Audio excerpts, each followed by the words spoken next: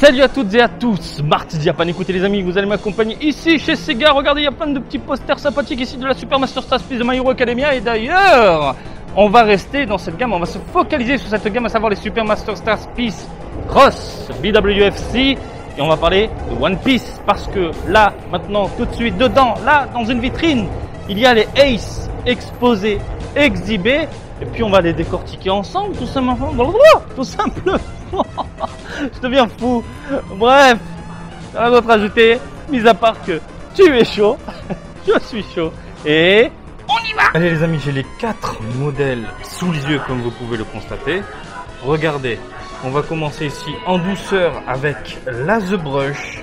Eh bien, produit qui arrive, alors attendez, j'ai la date sous les yeux, le 28 août 2021 dans tout l'archipel. Et on commence du coup avec la Ace The Brush. Je trouve que la modélisation est vraiment excellente. Le rendu est vraiment terrible. Franchement, j'ai rien à dire. Que ce soit au niveau du visage, je vous laisse admirer le visage, il est quand même très bien réalisé. Les cheveux sont... c'est pas en mode pâté, c'est pas en mode banane, c'est plutôt cool. Franchement, j'ai rien à dire au niveau du nez. La bouche, elle est extrêmement bien faite. Le corps, il est mammouthesque. Il y a des muscles partout, des abdos, des pecs. Il n'y a pas de jointure sur les bras. Il n'y a pas de jointure sur les bras, ça fait extrêmement plaisir. Et il y a pas mal de détails au niveau des accessoires, tout ce qui est ceinture, tout ce qui est pantalon, tout ce qui est lame, tout ce qui est sacoche.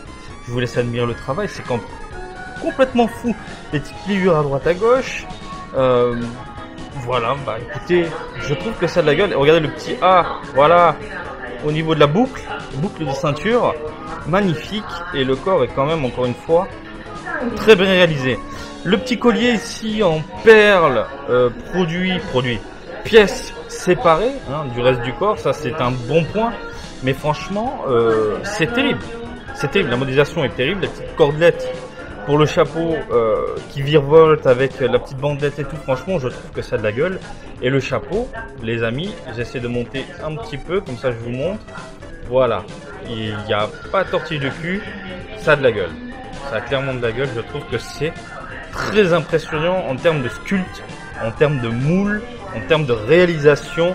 Et encore une fois, niveau jointure, il n'y a que dalle. Putain, même le sac est fantastique. Alors c'est une figurine qu'il ne faut pas vraiment exposer comme ça.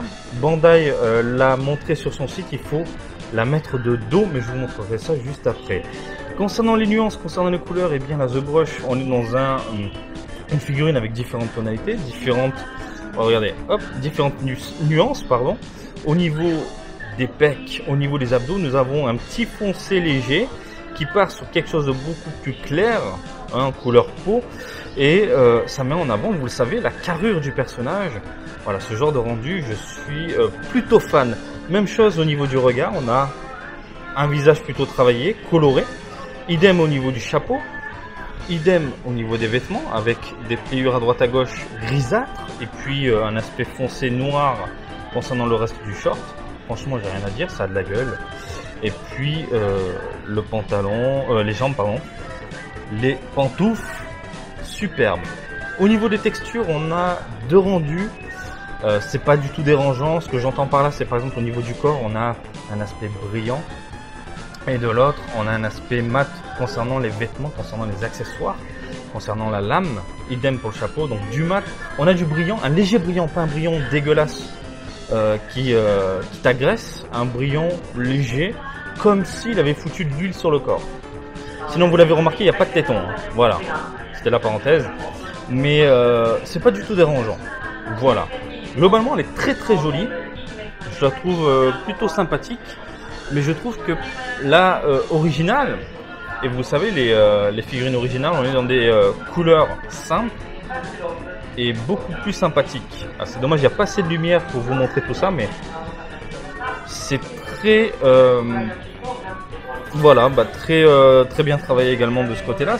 À savoir, couleur peau neutre, il n'y a pas de nuance, il n'y a pas de tonalité. On a également, on a du noir, on a du simple. Et on a du mat sur toute la figurine. On a du mat sur toute la figurine. Et ça, je trouve ça excellent.